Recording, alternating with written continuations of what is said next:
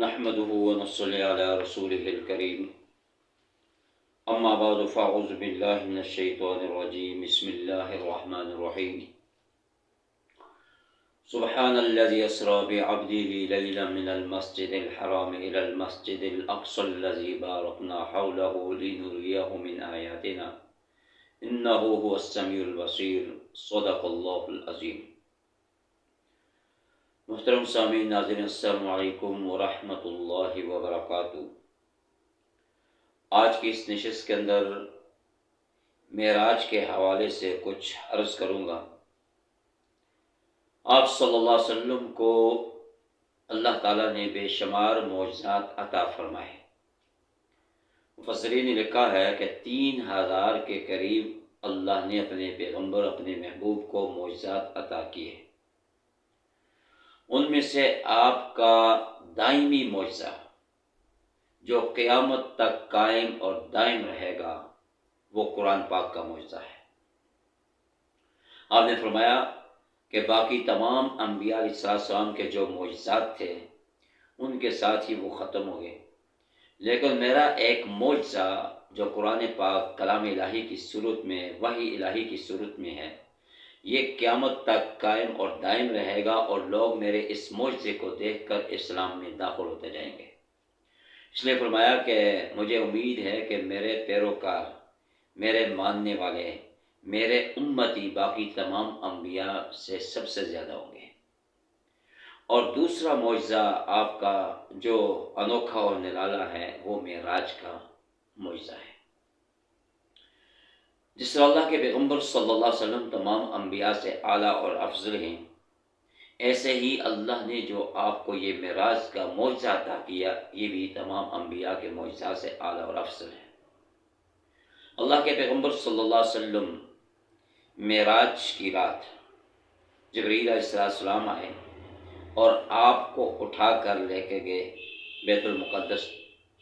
وہاں پر انبیاء علیہ السلام کو آپ نے امامت کروائی اور اس کے بعد آپ امام الانبیاء بنے، امام الانبیاء کا لقب آپ کو ملا۔ معراج کا دوسرا حصہ بیت المقدس سے آسمانوں کی طرف عرش معلیٰ کی طرف جو کا سفر ہوا۔ فرمایا کہ اللہ کے پیغمبر صلی اللہ علیہ وسلم جب پہلے آسمان پہ پہنچے تو پہلے آسمان پہ حضرت آدم علیہ السلام سے ملاقات ہوئی، دوسرے آسمان پر حضرت یوسف علیہ السلام سے ملاقات ہوئی، تیسرے آسمان پر حضرت ادریس علیہ السلام سے ملاقات ہوئی، اور ایسے ہی حضرت ہارون علیہ السلام سے ملاقات ہوئی، حضرت موسیٰ کلیم اللہ سے ملاقات ہوئی، اور ساتویں آسمان پر حضرت ابراہیم خلیل اللہ سے ملاقات ہوئی۔ اور تمام انبیاء سے ملاقات کے بعد آپ سدرۃ المنتہا پہنچے، وہاں سے آپ عرش معلیٰ پہ آپ کو لے جایا گیا۔ وہاں پر آپ کی اللہ سے ملاقات ہوئی، اللہ سے آپ ہم کلام ہوئے، اور مقام محبت میں اللہ کے پیغمبر صلی اللہ علیہ وسلم نے اللہ رب العالمین کے لیے یہ 3 تحفے پیش کیے: التحیات للہ والصلوات والطیبات، کہ اللہ کہ میں جتنی بھی عبادتیں کرتا ہوں وہ عبادتیں چاہے وہ زبان کے ساتھ ہوں، وہ عبادتیں جو بدن کے ذریعے سے ادا ہوتی ہوں، وہ عبادتیں جو مال کے ذریعے سے ادا ہوتے ہوں، وہ سب تیرے لیے ہیں۔ گویا کہ اللہ نے اپنے پیارے محبوب صلی اللہ علیہ وسلم کو اپنے پاس بلا کر اس چیز کا وعدہ لیا کہ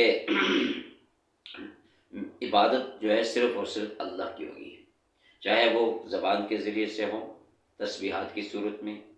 بدن کے ذریعے سے ہو نماز یا حج کی صورت میں، اور مال کے ذریعے سے ہو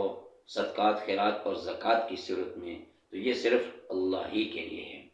اور جب اللہ کے پیغمبر صلی اللہ علیہ وسلم نے اللہ رب العالمین کی بارگاہ سمدیت میں یہ 3 تحفے پیش کیے تو اس کے جواب میں اللہ رب العالمین نے آپ کے لیے اور آپ کی امت کے لیے فرمایا: السلام علیکہ ایہا النبی رحمۃ اللہ وبرکاتہ، کہ میرے محبوب تجھ پر سلامتی ہو، تجھ پر رحمتیں ہوں، تجھ پر برکتیں ہوں اللہ تعالیٰ کی طرف سے، اور اس مقام پر اللہ رب العالمین کے پیارے محبوب صلی اللہ علیہ وسلم نے اپنی اس امت کو بھی یاد رکھا کہ یا باری تعالیٰ کہ یہ صرف رحمتیں اور برکتیں میرے لیے نہیں بلکہ میری گنہگار امتی کے لیے بھی، میری گنہگار امت کے لیے بھی ہے، کہ جو بھی نیکوکار ہوگا ان کے لیے بھی اللہ تعالیٰ کی طرف سے رحمتیں برکتیں ہوں گی، نازل ہوں گی، کہ جو اللہ اور اس کے رسول پر ایمان لانے والا ہوگا، جو پیغمبر صلی اللہ علیہ وسلم کا اتباع کرنے والا ہوگا، جو پیغمبر صلی اللہ علیہ وسلم کی سنت پر چلنے والا ہوگا، جو پیغمبر صلی اللہ علیہ وسلم کی نماز عبادت اللہ کی عبادت کرنے والا ہوگا، اس کے لیے بھی یہ اعزاز ہوگا، اس کو بھی اللہ تعالیٰ کی طرف سے رحمتیں اور برکتوں کا نزول اس کے ساتھ بھی شامل حال ہوگا۔ تو یہ پیارے محبوب صلی اللہ علیہ وسلم معراج کی رات یہ 3 تحفے لے کر اس امت کے لیے واپس تشریف لائے، اور فرمایا کہ سورۃ البقرہ کا یہ آخری رکوع اللہ رب العالمین نے بطور خاص آپ کو عطا فرمایا، اور فرمایا کہ جو میرا بندہ میرے ساتھ کوئی شریک نہیں ٹھہرائے گا میری ذات میں، میری عبادت میں، میری صفات میں، تو میرا وعدہ ہے کہ میں اپنے اس بندے کو جنت میں داخل کروں گا۔ دعا فرمائیں کہ اللہ تعالیٰ ہم سب کو عمل کرنے کی توفیق عطا فرمائے اور پیغمبر صلی اللہ علیہ وسلم کا اتباع نصیب فرمائے۔ وآخر دعوانا ان الحمد للہ رب العالمین۔